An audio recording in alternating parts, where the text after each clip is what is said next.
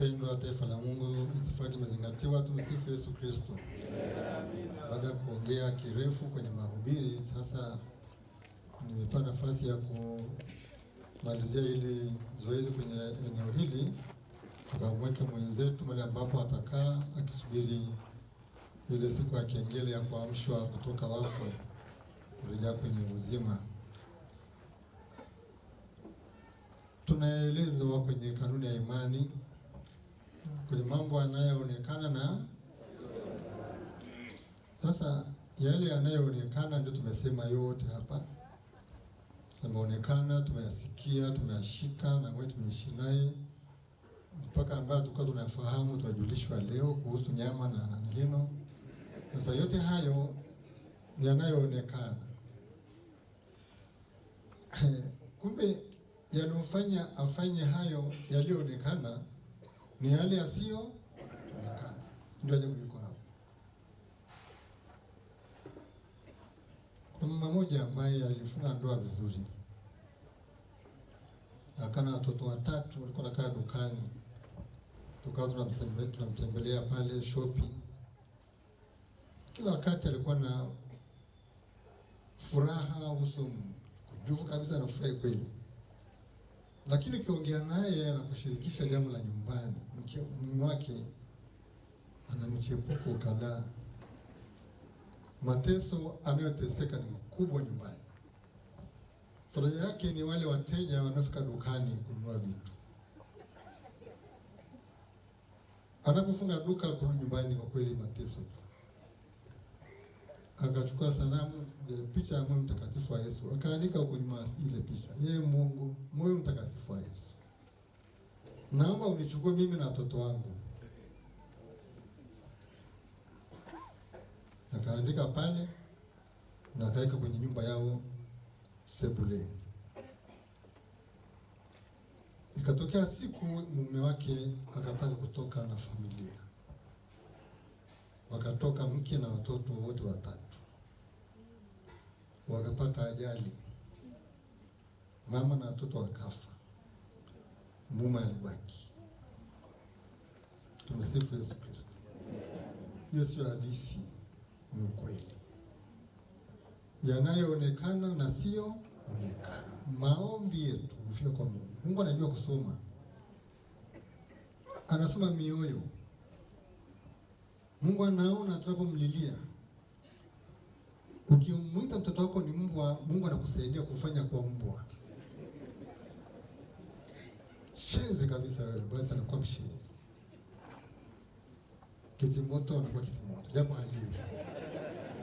Kwa hiyo maombi, amefika mheshimiwa hapa ametuambia kwa Father alimuomba anayotamani azikwe karibu na Father Maji. Na pengo amtangulie. Na ikawa hivyo. Yasionekana yana nguvu. Lakini kwa kuwa tunadhani haya yanayoshikika ndio tumaini letu, tunampa Mungu kisogo kushika vitu na watu. Unajiwekea mali ya kujitunza uzeeni. Unakuwa ni mzigo uzeeni. Mali yako uliweka hata haikusaidii chembe. Unaweka tumaini lako kwa watu na vitu, ukizembea kwamba Mungu ametuambia mfano wa Mungu kwanza na haki yake kwanza. Mwambie hapana, hujui. Hayo ni ya mwisho. Nikijisikia nakata roho nitamwita mpaka niungamishe nile chapu mbinguni. Ndio mahesabu yetu hayo. Tumeambiwa kwamba hatujui siku wala saa wala mahali. Tumsifu Yesu Kristo. Haya maziko yatukumbushe tena. Yale yasionekana ndio yanayodumu milele. Hayo yanayoonekana kushikika ni ya muda tu. Shika tu, onja tu, ni ya muda. Na utaacha yote hapa, yote. Utakayochukua ni mahusiano sahihi na Mungu na watu. Hayo utachukua. Pande ameandika jina lake kwenye maisha ya watu walifika hapa, akashirikisha. Amewachia nini? Matumaini na upendo. Hebu tufanye hivyo pia sisi kwa zama zetu. ukiwa ni mzazi, ukiwa ni mtoto, jirani, binadamu, kumbuka kwamba Jumatano Majivu tuliambiwa nini? Wewe ni nini? Utarudi. Lakini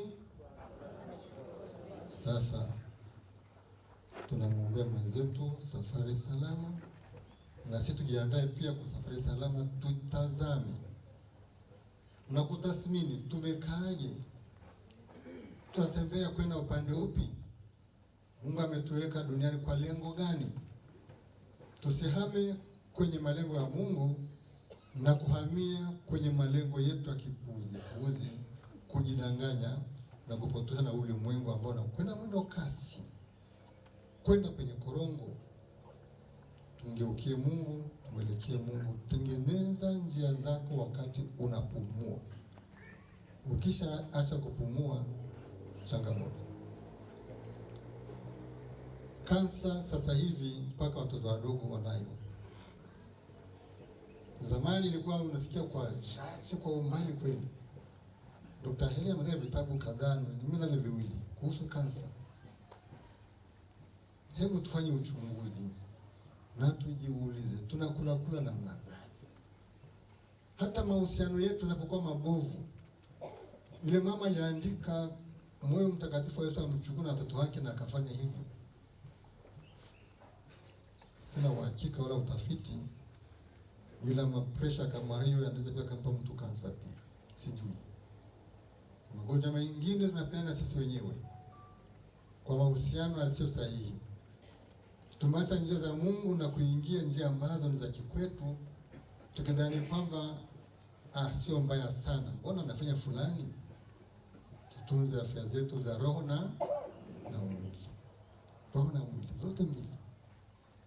Yanayoonekana na yasiyoonekana yote ni muhimu. Basi ninapenda tu kuwatakieni Kwaresma njema, itusaidie kujiandaa kwa Pasaka njema.